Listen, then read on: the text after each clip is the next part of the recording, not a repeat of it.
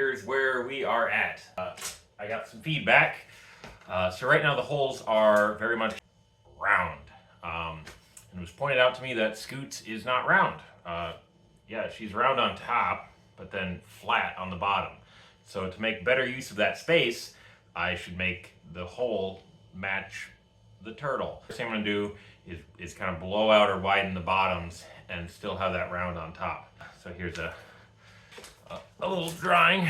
If you look at the current, which is that circle in the middle, what needs to happen is these sides need to be widened out so that Scoots, with whatever ramp I build, will be able to go right up through that with a lot better use of the space than if it were round. So that's first thing that I'm gonna do. And then we'll talk about how I'm gonna merge them. It's right there. But we'll talk about that. Let me get to work on widening that hole out.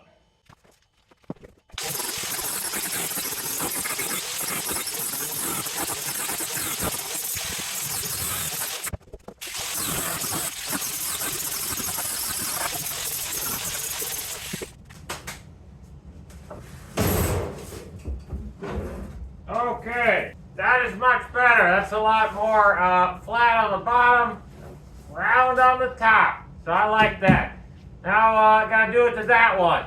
I'm gonna put this over there.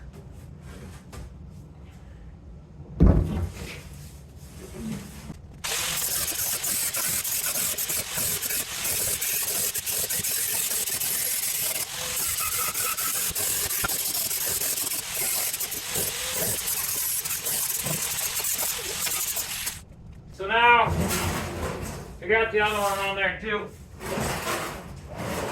Let's see if I can get this. Okay, so yeah, now we got the other one to match. Flat on the bottom, round on the top. Then we'll start merging them. I gotta clean all this up.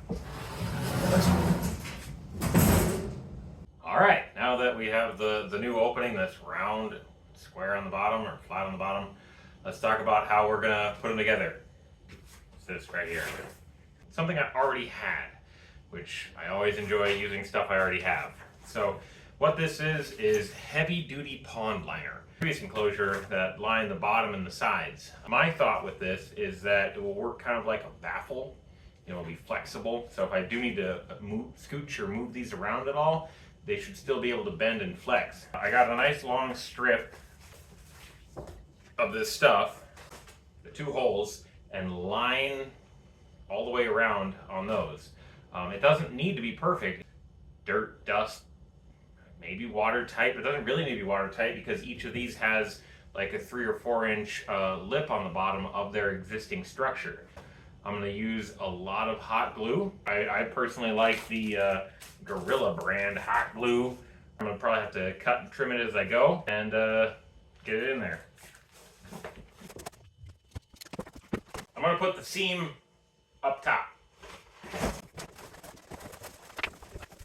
So I guess step one of figuring this out as I go, I'm going to roll it up like that. Start on the top layer here with you know, kind of gluing it down, and then just unroll it as I go.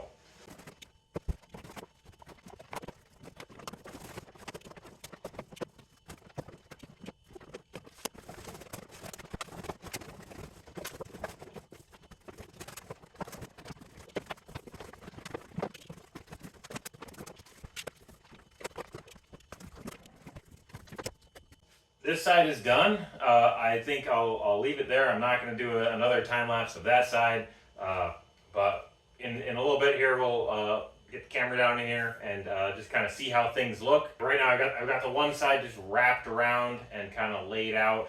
Let me do the other side, and then we'll come in here and take a look. All right, that is it. We're done.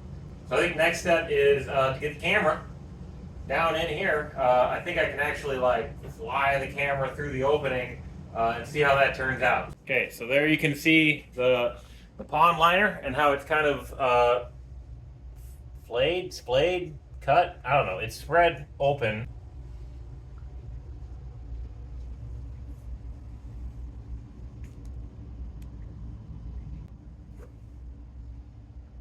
All right, we'll try the other side.